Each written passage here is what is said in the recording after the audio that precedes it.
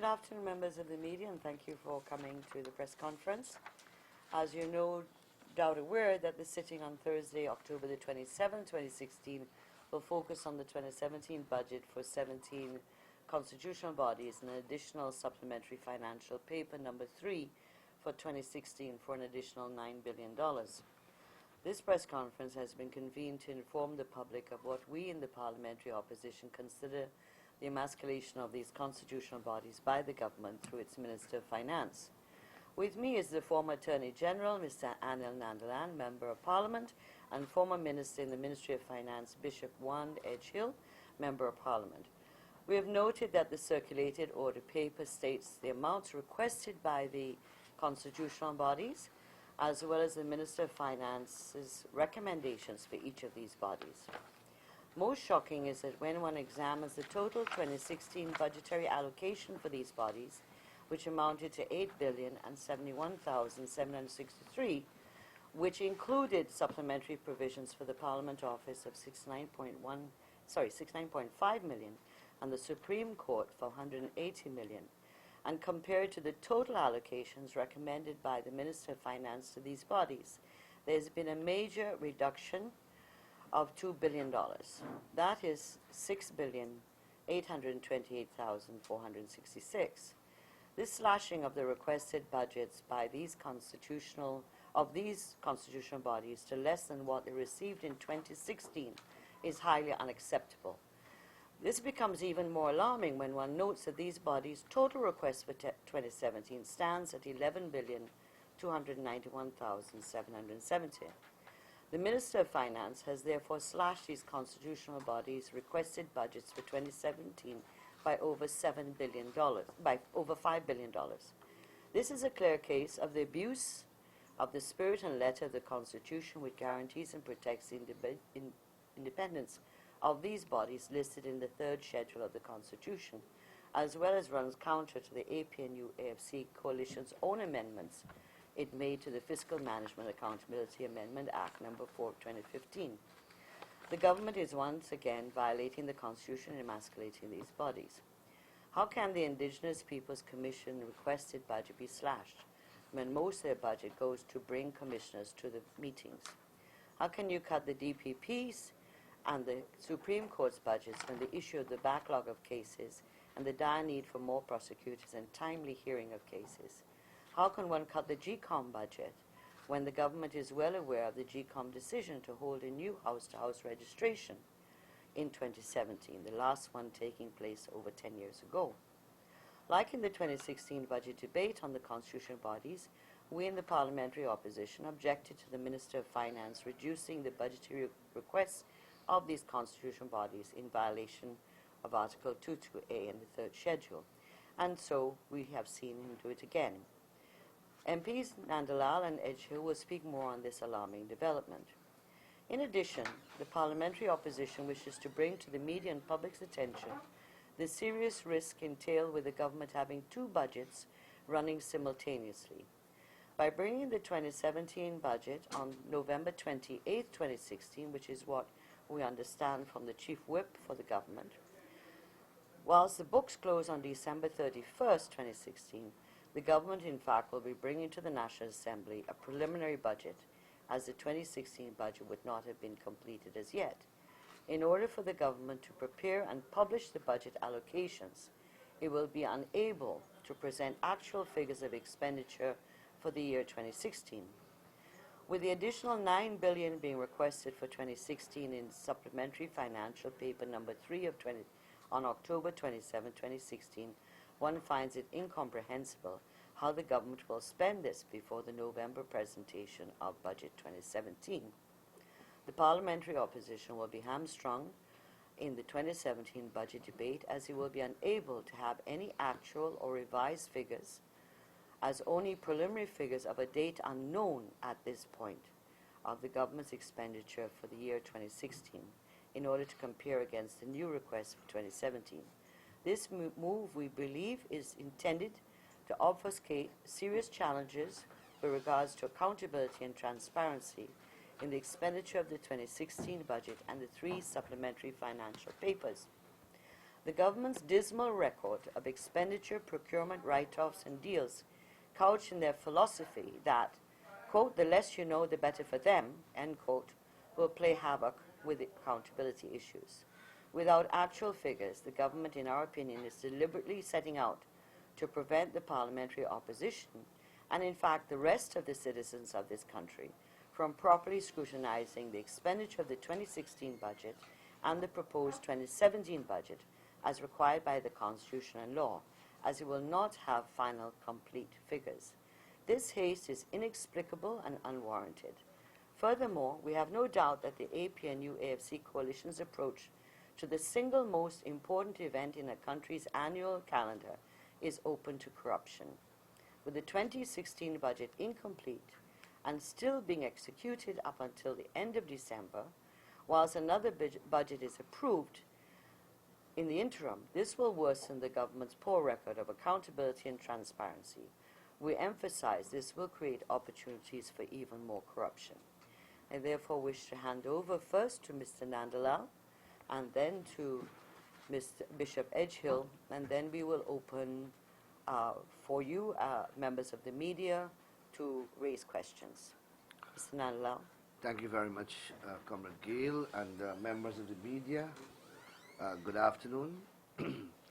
I want to begin by emphasizing that this is yet another demonstration of this government's persistence and continuation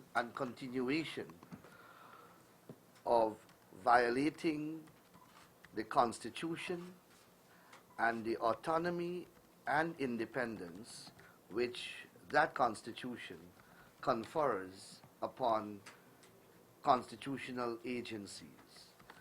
These constitutional agencies are established by the Constitution, and they are cloaked with functional autonomy and independence. These constitutional bodies are protected by the Constitution itself from any type of interference in the discharge of their functional responsibility, more particularly interference and influence from the executive. This is so because the role of these constitutional bodies is primarily to oversight the functioning of the government.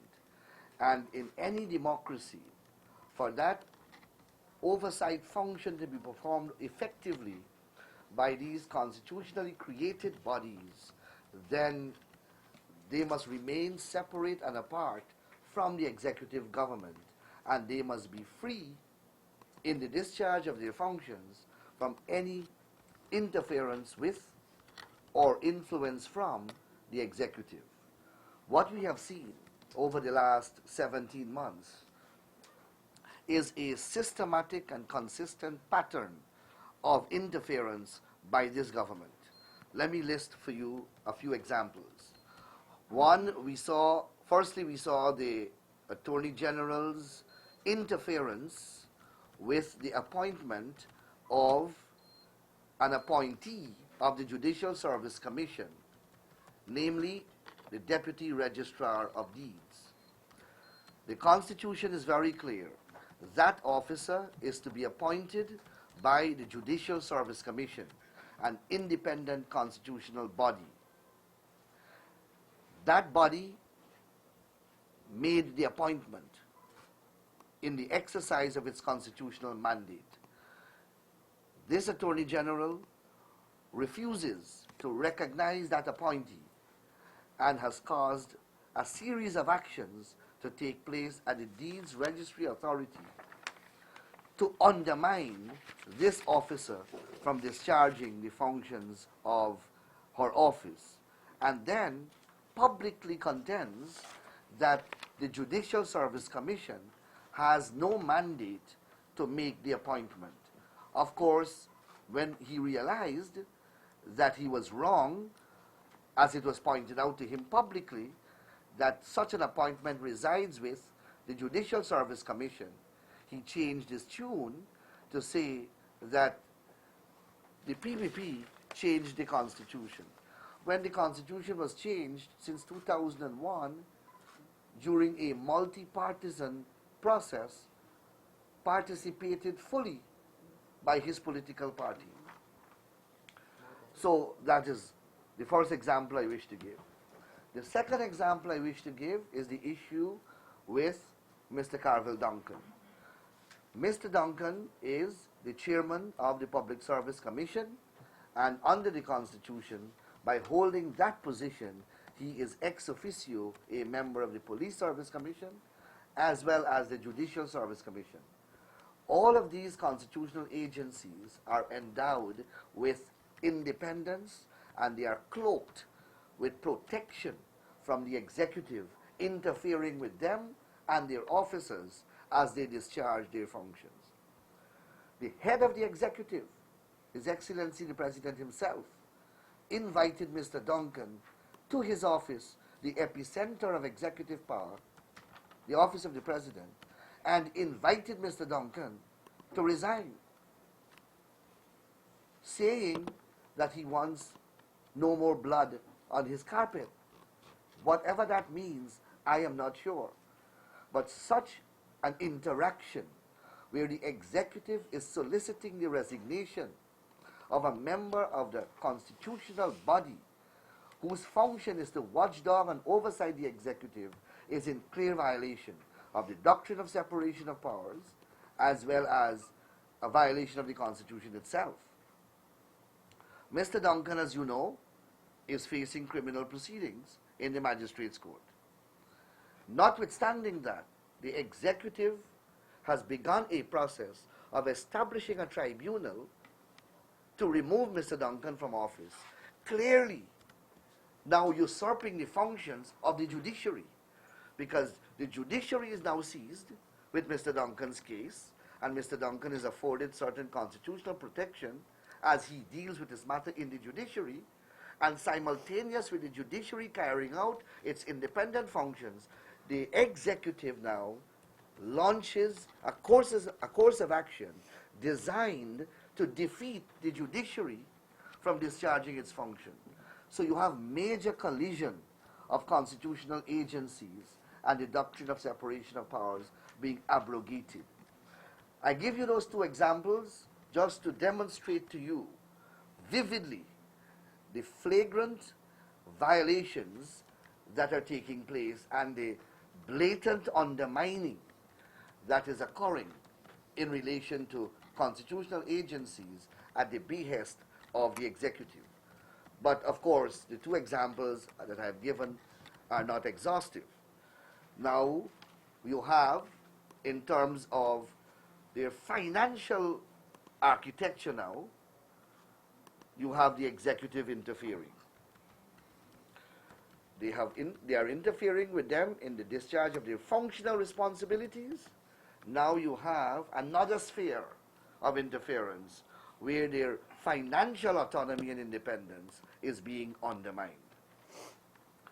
This very government, while it was in the opposition, passed motions in the last parliament.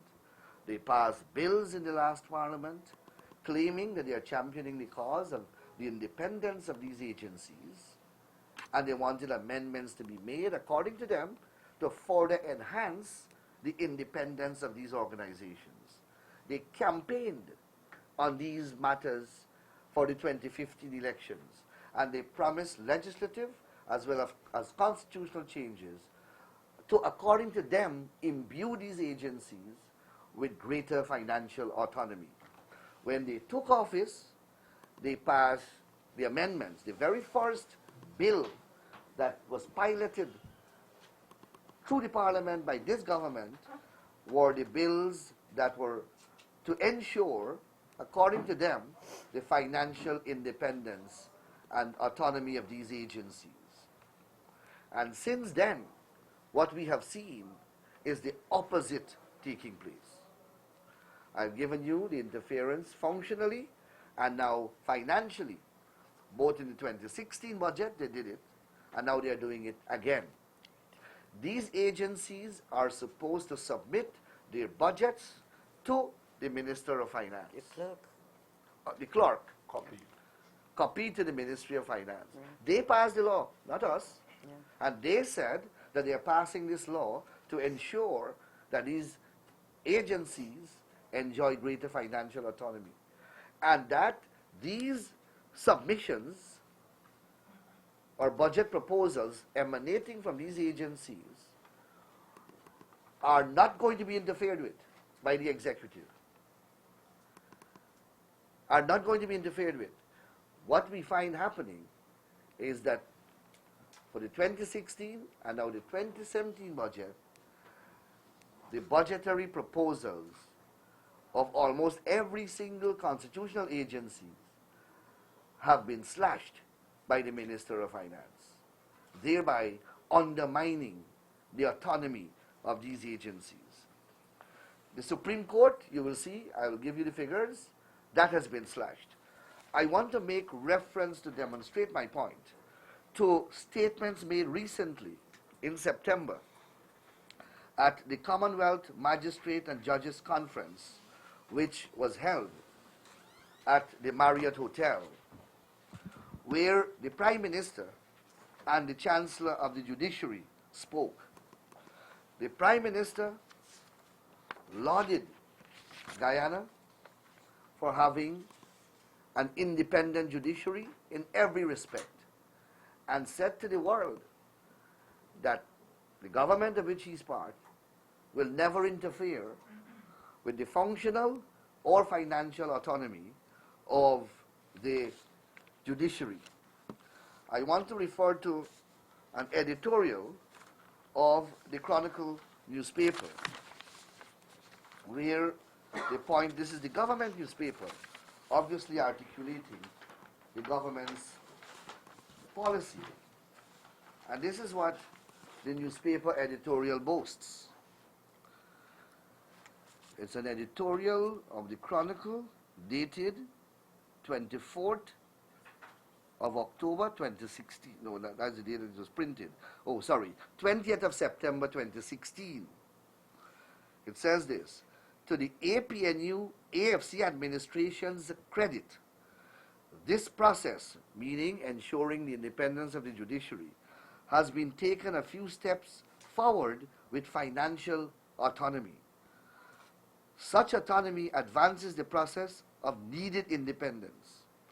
In the absence of feeling beholden to the executive and or legislature, the judiciary is better positioned to discharge its duties within the framework of the laws, establish an acceptable universal declarations, etc., etc. So this is the government newspaper articulating how important it is for the judiciary to have financial autonomy. This is what the Chancellor said. And I'm quoting now from the Guyana Times newspaper coverage of that event, September 20th, 2016. The Chancellor said, in Guyana, we can proudly lay claim of having complete independence in the adjudicatory process of the courts and institutional and financial independence. This is the Chancellor speaking in September, not knowing that a month after, the budget that he would have submitted for the judiciary would have been slashed by the very executive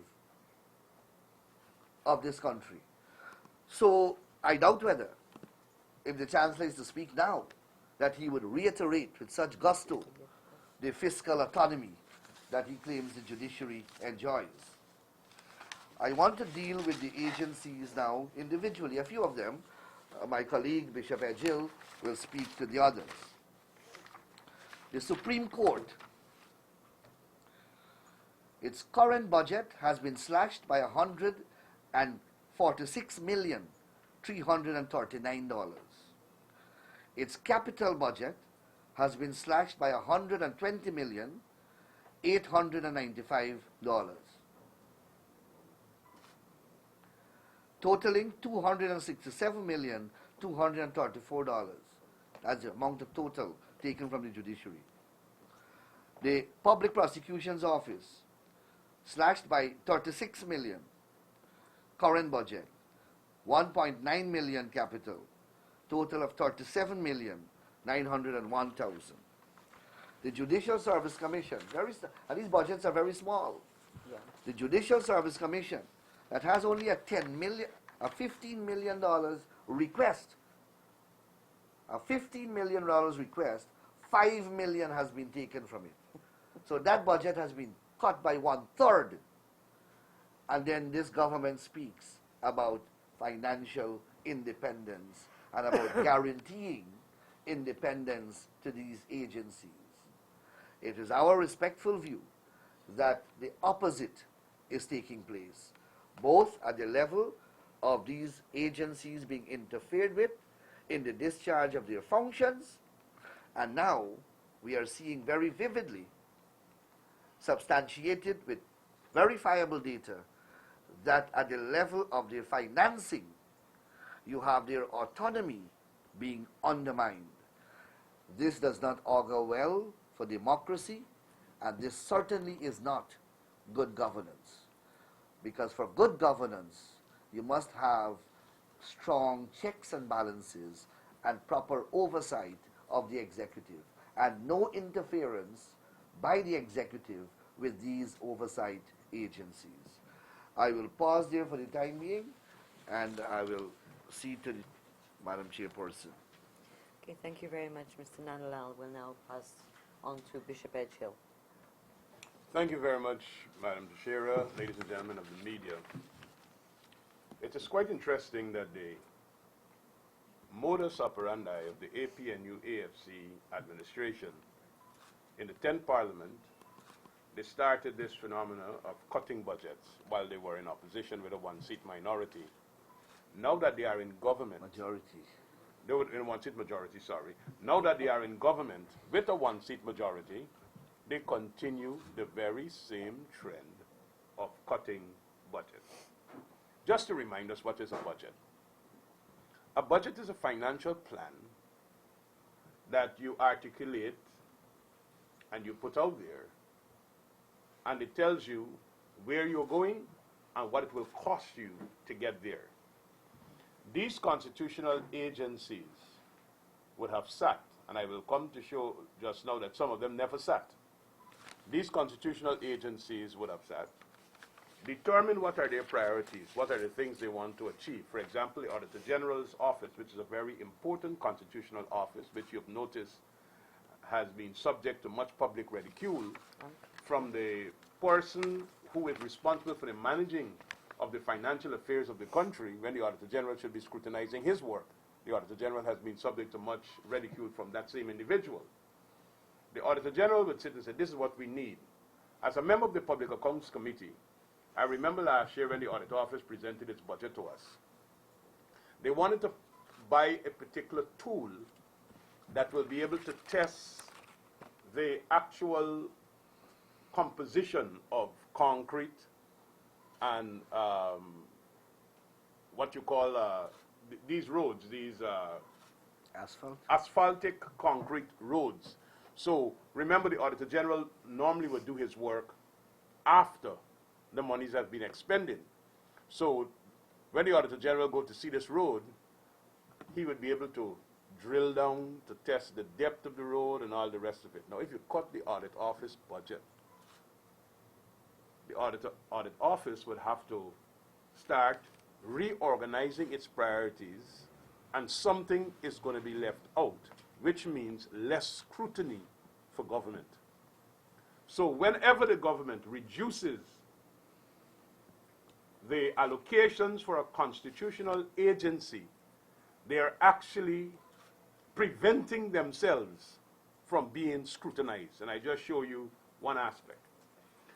Number two, I want to bring to your attention that in the presentation of these budgets for the constitutional offices, there is no public service appellate tribunal.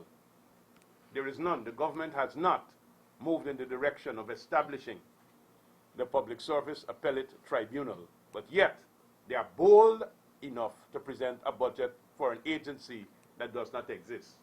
One is left to wonder, how did they determine the figures to be allocated to this agency? We would recall that the Ombudsman has died. There has been no renaming of the ombudsman. Now, if there is no ombudsman, and the ombudsman have not been able to determine what are his priorities, what he would like to do, and the rest of it, how could you have a budget in this paper that is being presented? How did you arrive at these figures? There is no Human Rights Commission. And by the way, while the present government was in opposition, they were consistently banging at the door about at the PPPC administration that we don't have a Human Rights Commission in place. But evidence is there to suggest and show, not just to suggest, to show that the PPPC's administration would have written leaders of the opposition in different era, because in order for you to have the Human Rights Commission, it is the leader of the opposition that has to present 6 names to the president for the president to choose one. A similar arrangement that exists with the chairmanship of GCOM. In 17 months of this new administration, the president has not written or initiated any discussion or dialogue with the leader of the opposition for the establishing of the Human Rights Commission. How did the Minister of Finance get his figures for a Human Rights Commission when there is no Human Rights Commission in place to determine what are their priorities? And what is worse and alarming is the Public Procurement Commission. This year, they have allocated a Minister of Finance unilaterally because there is no proposal from the Public Procurement Commission. The Minister of Finance has unilaterally assigned a sum of 76 million for the Public Procurement Commission. Now, there's something terribly wrong here. The Public Procurement Commission has not been sworn in, and that's no news to you in the media, and you need to keep asking why. We have heard the silly excuses, and I call them the silly excuses, that they are waiting on the terms of reference to be developed before you swear in. But listen to what the Article 212Z, paragraph 8 of the Constitution of Ghana. I repeat for your emphasis for your own research. Paragraph 212Z, Article 212Z, paragraph 8. The emoluments and other benefits for the Public Procurement Commission shall be set by the Public Procurement Commission in consultation with the Public Accounts Committee. The Public Accounts Committee can write terms of reference for the PAC, for the PPC, sorry. The PPC must be sworn in now, and I make this call on behalf of the opposition in Parliament. Swear in the members of the Public Procurement Commission now. Let them start engaging themselves. Let them have an engagement with the Public Accounts Committee to determine their terms of reference and their emoluments and all their other expenditure. But a minister can't unilaterally say, well, we are giving to the PPC $76 million these years, because you and I know that with their one-seat majority in Parliament, the minister's figures is what will stand at the end of the debate on Thursday, because that has been the trend. Now, so we have a situation where that is in place. Now, all of the agencies have seen a trimming, whether it's the Audit Office, by the way, the Parliament Office, and you would have been there covering the Parliament. You would have noticed that in the last supplementary financial paper, additional monies were sought for the Parliament Office. Now, if additional monies have been sought for the Parliament Office, why are you cutting 2017's requests for the Parliament Office? Is it that you want the Parliament to do less in 2017? In 2016, you had an approval and you had to come with a supplementary. The Parliament Office would have made a request, and the Parliament Office's budget has been slashed by almost $200 million. I hope now that the Parliament Office budget is going to be slashed by $200 million, I'm putting the nation on notice that the Clerk of the National Assembly does not intend to reduce the allocations to the office of the Leader of the Opposition.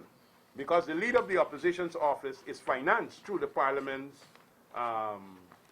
budget. And I've noticed that some media houses have already indicated that there is increase for the leader of the opposition's office, but that's not the way it works. When Parliament gets their money, the clerk will now have to determine how he spends this lump sum that is given to him. That's been cut. And if it has been cut by 200 million, he will be in a mad frenzy to determine how he allocates this money. And these are some of the difficulties that we have. Now, there is a comment that the Minister of Finance has offered on why he would have cut these various budgets for the various agencies. And it's a uniform comment in each and every case. Listen to what it says. Recommended allocations is made in the context of existing fiscal space, not full stop, and the consideration of the agency's requests within national development priorities. If the Minister of Finance had just simply said, recommended allocations is made in the context of existing fiscal space, what he was actually saying, we ain't really got the money, we ain't really got the space to make these allocations. GCOM's budget has been cut by almost $3 billion. You know what that means? The proposed house-to-house registration that should be undertaken that will satisfy this vexing question about whether we have an authentic electoral roll would have to be shelved for some other time. The necessary reforms at GCOM as it relates to biometrics and authenticating the list to ensure that voter fraud and voter rigging is eliminated or reduced significantly. All of that. Here what the minister says.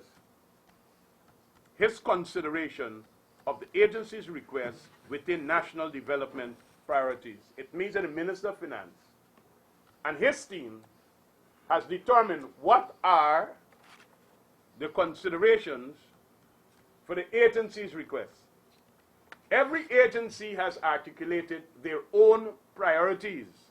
The minister is saying our national development priorities don't necessarily match the agency's priorities, and if they don't necessarily match the agency priorities, our priorities stand. So it's not just about fiscal space, it's about the minister and the government of Guyana determining what they would like to see happen. And what Comrade Anil Nandlal was just emphasizing, you're not a part of the judiciary, but you're determining how much work the judiciary can do by how much money you give to it. You're not a part of the audit office, which is to scrutinize you, but if you rob the audit office of money, your scrutiny is lessened. You're not part of the Ethnic Relations Commission or the Women and Gender Equality Commission and all the other rights commissions, the Indigenous Peoples Commission, which have responsibility to scrutinize your work to see if there's discrimination. But you're going to do your thing, and their work will be stymied, because if we starve them of money, they can't robustly scrutinize us. So it is a clear case, and I'm making the point today. The APNU plus AFC government is seeking to avoid scrutiny. They are seeking to avoid scrutiny, and the way that they're doing it is by emasculating these constitutional bodies and shortchanging them where financial allocations are concerned, so they can't robustly be scrutinized. It is clear that the APNU AFC government don't want to be under the light.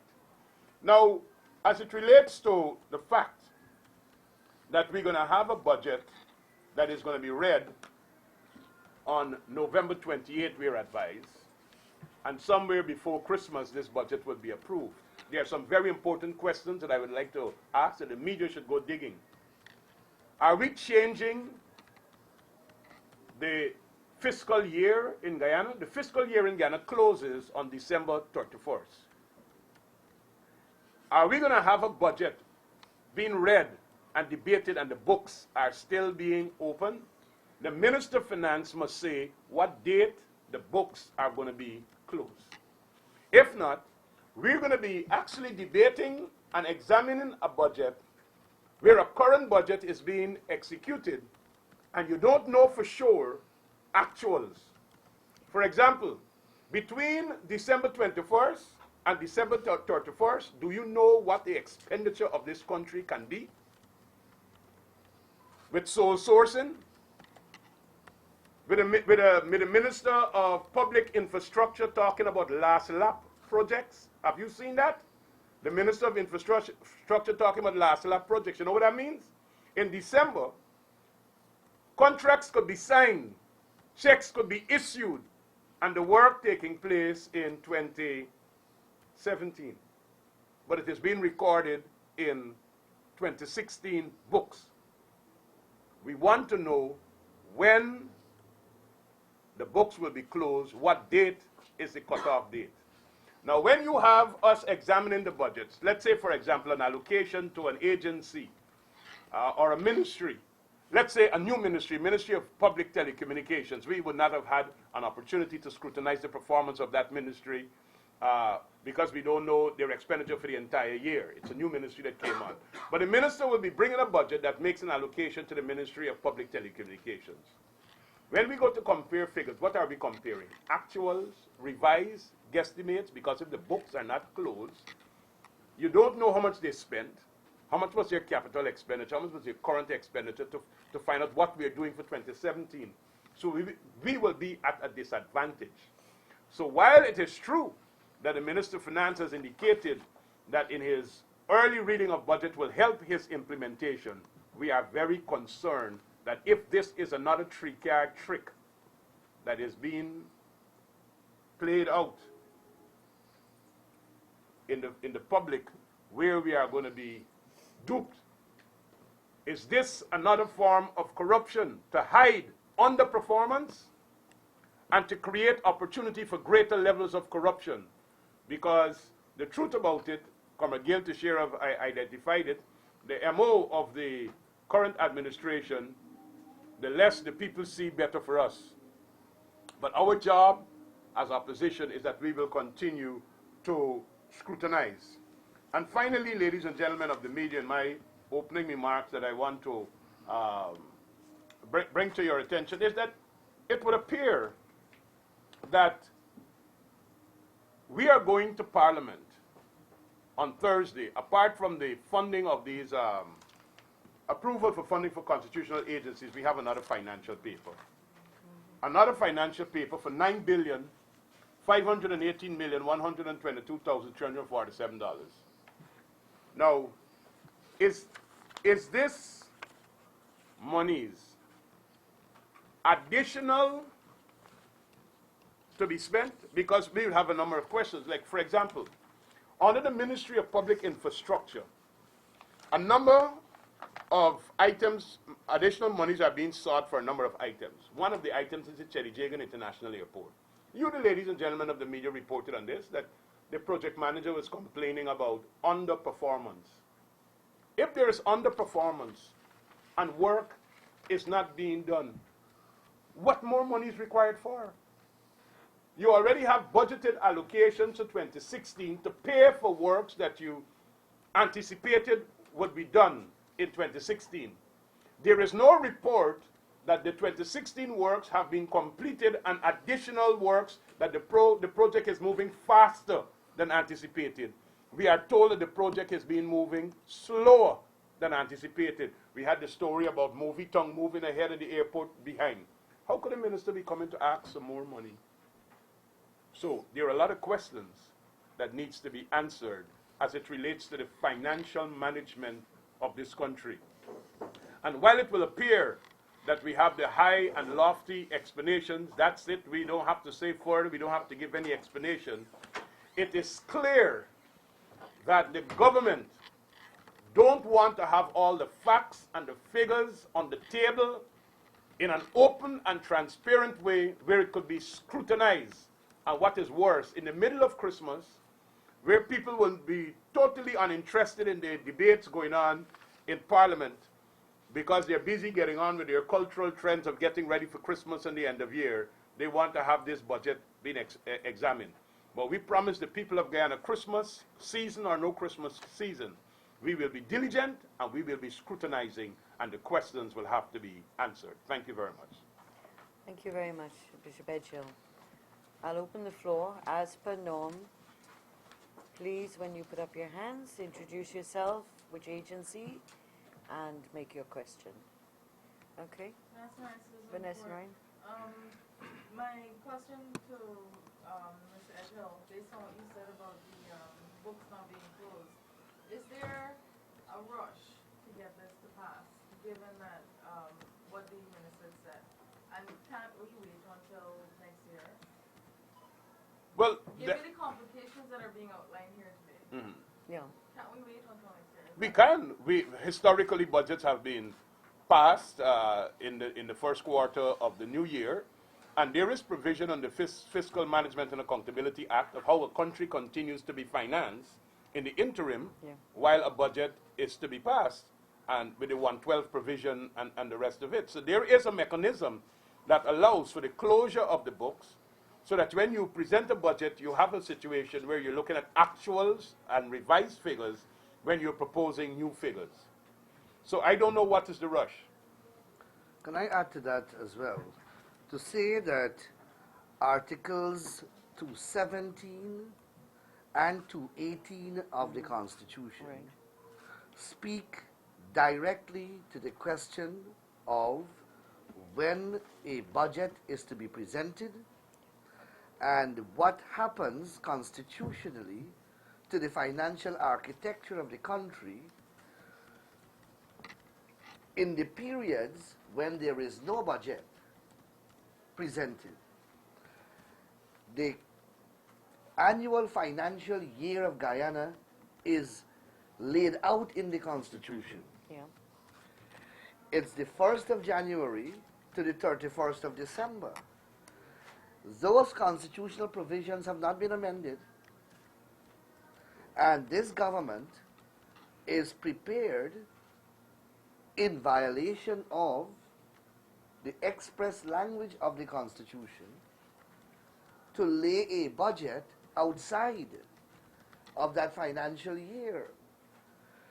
The 217 and 218 says that a budget must not be laid later than 90 days from the beginning of the financial year.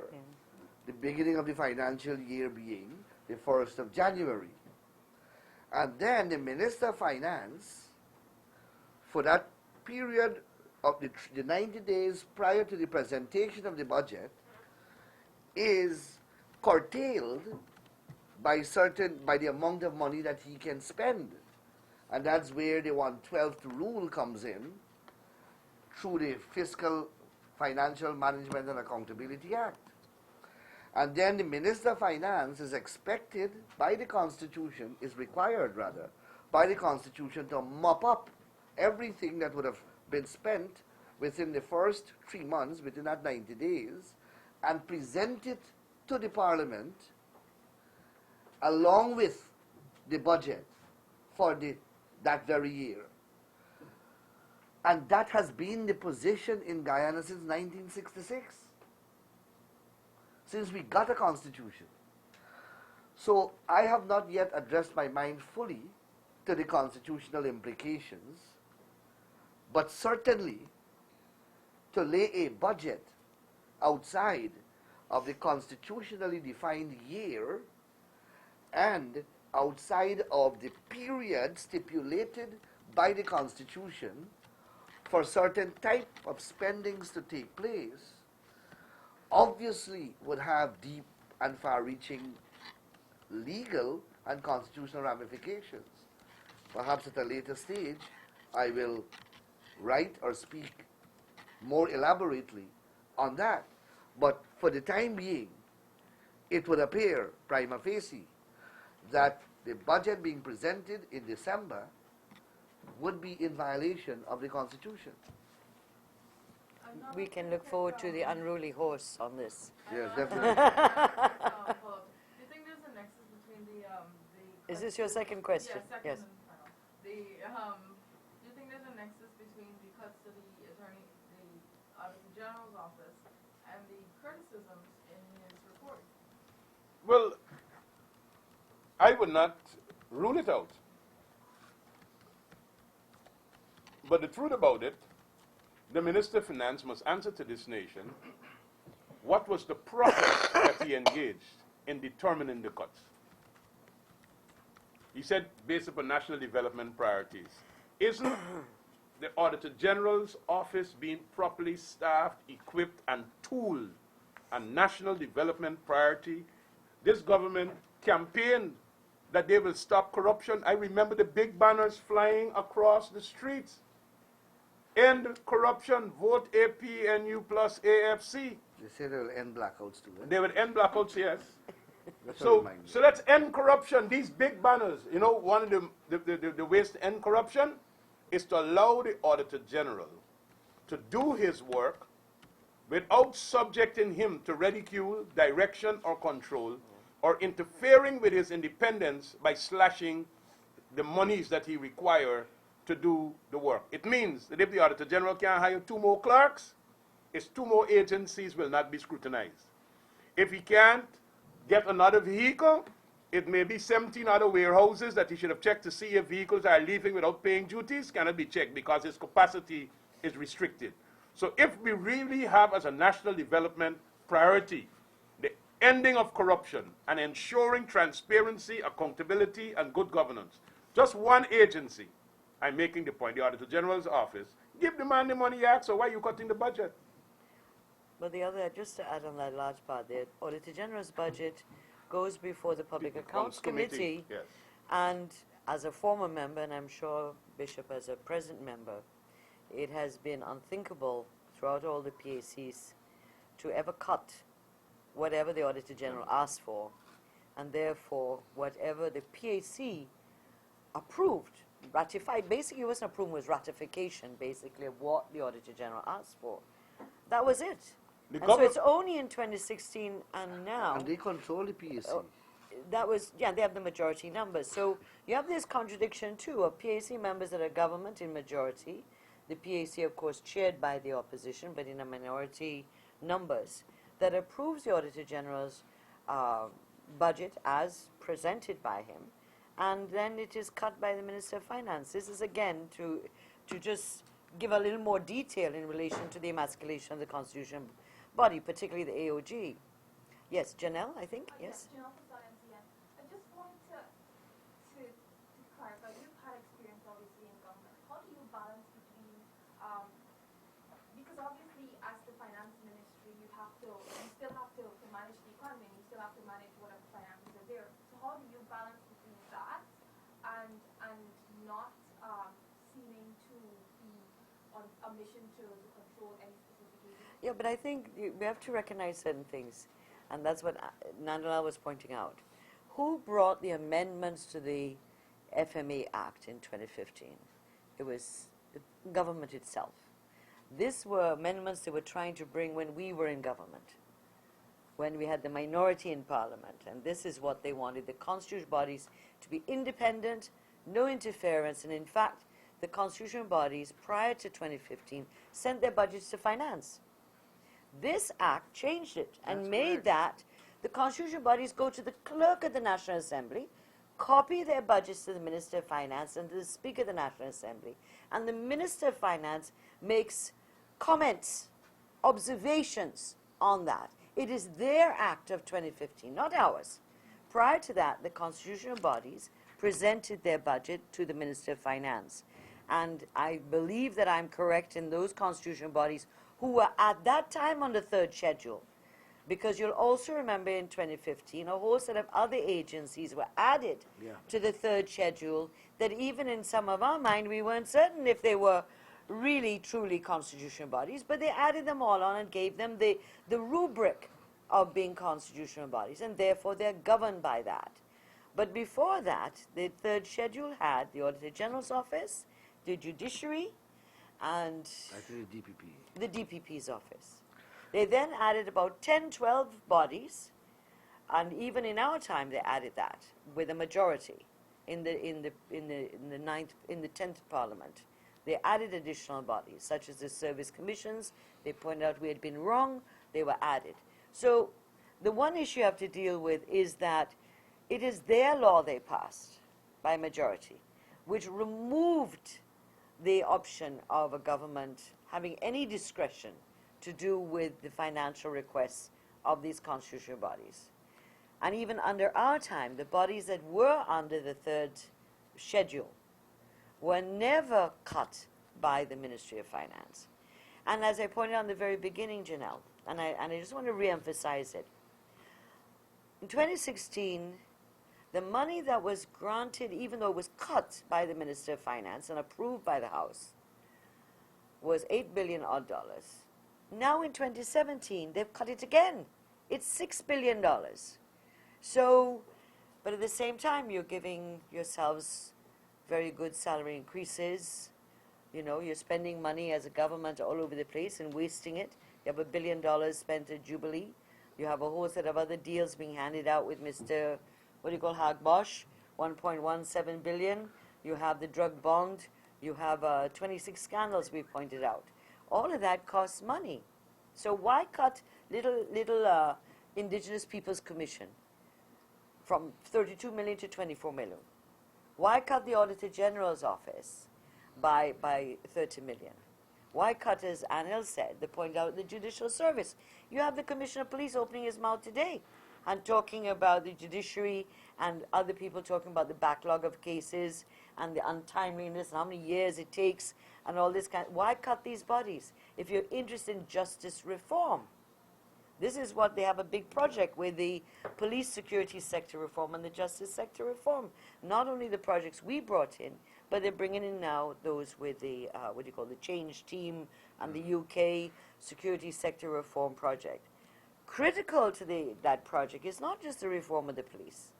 It's the capacity building of the judiciary, for example, of the prosecutor's office to be able to have justice in a timely manner.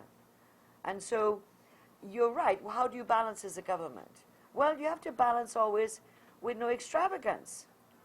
That is why in the PPP government, whatever the public servants got, we got. That was it. Nothing more. Nothing less. And so that was a choice we made as a government. Their choice is different. Their choice is give themselves, a 50 to 100% salary increase, and the rest of the people take crumbs. It's like Marie Antoinette, in the French Revolution. She said, let the people have cake when they revolted for bread. Take what you get. So the balancing is an important issue raising. With any government, it's a policy where you balance. You balance in favor of people, the ordinary people, you favor in self. And just one last thing on the salary increase, because I've been itching to say it for a long time. And it's probably been said before. But by increasing their salaries astronomically, what they've done, and they have created pensions, whether they serve for a year, 2 years, or whatever, they will be receiving pensions far in advance, far higher than any of the former ministers of the previous government, and also so too will the President and the Prime Minister, so that your salaries you collect is what your pension's based on. So this is a life, they've given themselves, what do you call a life warranty? Something like that. A guarantee. Life guarantee. And this is what the taxpayers will have to carry for the next generation. Your children will have to carry it because I won't be around. But, so I'm just giving that as an amplification, an example. Before we take the next question, but let me just say, Janelle, to clarify your question, there are two ways in which the state is financed. Appropriations that comes through a budgetary process, which is where you have to sit down and bargain. I want to do this, and the parliament plays a role in that. But monies that are to be charged direct on the consolidated fund is excluded from that kind of political bargaining. Because the agencies that should be funded with a direct charge from the consolidated funds should not be subject to political interference or political direction. Yeah. It means the cabinet can't send a signal to GCOM's boardroom. Yeah. You can't do house-to-house registration in 2017 because we ain't giving you money. GCOM hasn't decided. GCOM hasn't determined that yet. But the executive has already sent a signal. You better fix your program based upon this money I'm giving you. And that is where the violation takes place. Yeah. That is where the violation takes place. And significantly to Janelle, the matter has, how we reached here is of historical importance perhaps. The fact is that we are here. And the laws of this country now say very clearly that the Minister of Finance can't cut these budgetary allocations. Yeah. A law passed by them. Yeah. Governments pass laws every day for the ordinary citizens. Now they pass a law for themselves, and they are violating that law. That's the simplest way of putting it. And a government cannot lead by violation of the law. You know what is the theme of that conference that they had at the Marriott that we hosted, Guyana apparently hosted? Government by rule of law and independence of the judiciary. And the Prime Minister spoke glowingly about the rule of law. Our Prime Minister. Moses Nagamoto was a keynote speaker. And here it is, a government of which he is a part is violating the very first law. The very first law that they passed in July 2015. Yes, sir. I don't know if that makes it clearer. There's on the other thing on GCOM, though, is that by cutting, our understanding is from our commissioners that the GCOM did decide to have a house-to-house registration. That's what they were aiming for. By cutting from 5 billion to 2 billion, Bishop is right, that they're signaling no house-to-house. But in addition to that, GCOM could very well face, and so the legend which says no local government or general elections is absurd, because you have 6 NDCs and a municipality that will have to, by law, supposed to go to elections of the electorate in those areas. That requires money. The 2 billion is basically what GCOM kind of manages on its own with its continuous registration and ID cards. It does not include the areas of, in any NDC, someone could, from a constituency seat, die or emigrate, and therefore you have to have an election for that seat. It's not like under the old system. So by giving GCOM bare bones, even though we know GCOM is under scrutiny, and so it should be. However, we could not entertain GCOM being what you call cash-strapped, so it doesn't able to carry out the mandate that it has under the Constitution to hold elections and hold elections that are of the highest standard. Okay, other questions? Yes, sorry, I didn't see you back there. Beg pardon. Just 2 quick questions. In the event that, let's say, the finance, based on the law that was passed, the finance minister or ministry don't really have the power to make the cuts as we would have seen happen, then who gets the power if it is that the government doesn't have enough money to do what they've got to do? And apart from that, the other question, monies were allocated for certain agencies, Mr. Edgley pointed out, that are not established as yet. Could it be that these monies are for the establishment of these agencies? So who determined how much money would be required for the establishment of these agencies? I don't know, ma'am. For example, the Public Procurement Commission. The government has no role whatsoever. The Minister of Finance, I dare say this afternoon, is out of order to even propose 76 million. Where did he get that figure from? Is he determining how much these commissioners will be paid, how much staff will be hired, or has he already hired the staff and he knows their emoluments? He don't know that. The Constitution says it's going to be a consultation between the Commission and the PAC. And the top 3 people to be paid in the Public Procurement Commission, their remuneration is subject to the approval of the National Assembly. So where is he getting these figures from? Guesstimates? A budget is supposed to be based upon estimates. You estimate them, but when we move from estimates to guesstimates, we've really gone into a realm of speculation. Or is it something happening that the people of Guyana don't know? That there is a strategic plan for the Public Procurement Commission that has already been put in place by the government, which is illegal, and they have costed it to 76 million. Let me answer your first question. In any democracy, there are certain expenditures that are always protected by law and prevented from being reduced. Salaries of judges. I don't care which country you look at. These are guaranteed expenditures that a state must find money to fund. So you don't hold Jubilee celebrations. You don't hold 2 award ceremonies. You don't put flat in pole operation. in the middle of Carifesta, Kelly Dam. What was the name of that place? Carifesta Avenue. It's Caribbean Avenue. You don't hold what you call the inauguration at the stadium when you can't afford it. It's like, do you prefer to fix your roof or to hold a birthday bash? Except here, you have legal obligations to fix your roof. Yeah. So it's management, and it's all common sense, you know. And having an appreciation of what your priorities are. It's as simple as that. So, and every country bears this burden. Every single country.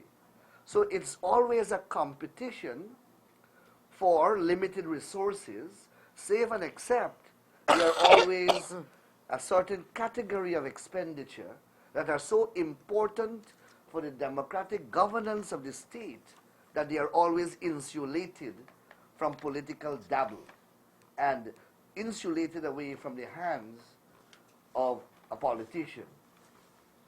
So you don't, and these are expenditures that you must ensure that you are able to cater for or cater to. So you don't give DDL such a generous tax write-off. You understand? You don't pay the Rhodesia judgment when it was not necessary to pay. You don't give Brian Tiwari or BK International 5.7 million because he writes you a 2-line letter threatening to sue you. Lawyers write letters like that. I wrote 5 for this before I came here. So, in other words, you stop the corruption that is taking place in the country, and you stop the largesse that you're giving your friend, like renting a 2-story concrete house in Alboystown for $14 million a month. And you take that money and you give the indigenous commission. So is that brain science? It's very, very simple.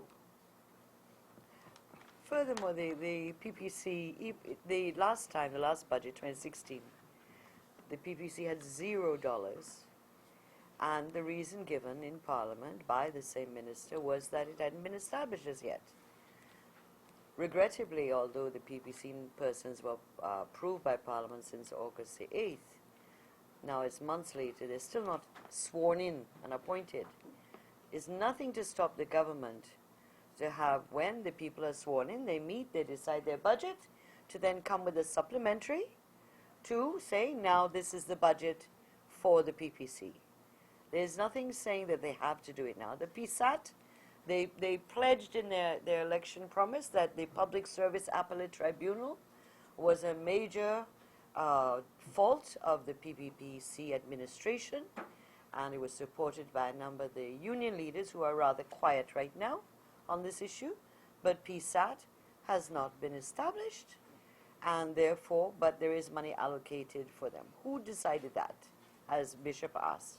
Again, if they're going to appoint PSAT, then when it is set up, they will then have a position on their budget and then come with the budget. So that these are issues, there is nothing saying in the law that you must come with everything one time. You must come with all constitutional bodies one time. You only get one bite. It isn't so. Any other questions? But just to clarify something that is, Mr. Duncan, Handel, you said, Handel Duncan. If you notice that no time at all, the public debt goes to Parliament for discussion, because that is an obligation of the state to pay your public debt. So you know you have so much money for public debt, then you have to find so much money for these constitutional oversight bodies, and then based upon your expected income, you budget to run the rest of the country. That is how it is supposed to go. You know, you have obligations of public debt, you have to pay monies for these constitutional bodies. The rest of the money is what you run the country with. You don't say, I want to run the country this way, and these bodies will suffer. And what is worse is that we have approved a particular sum of money last year to pay the public debt, and the public debt was not paid in that sum. Exactly. That's another controversy, Gail. That's 27. Yeah. But I suppose we'll have to speak at another forum. Exactly. Because- We'll be meeting again. Don't worry with you. There are many issues. Any other questions? Okay, thank you very much. We do think that on October 27th, we have information that the time we may be allocated may be rather frugal on the constitutional bodies and possibly on the supplementary if we ever reach it. So that it's a good opportunity for you to ask as many questions as you like, because we may not have the opportunity in Parliament to ask the questions we feel we must ask. All right, thank you very much. Have a good evening, good afternoon.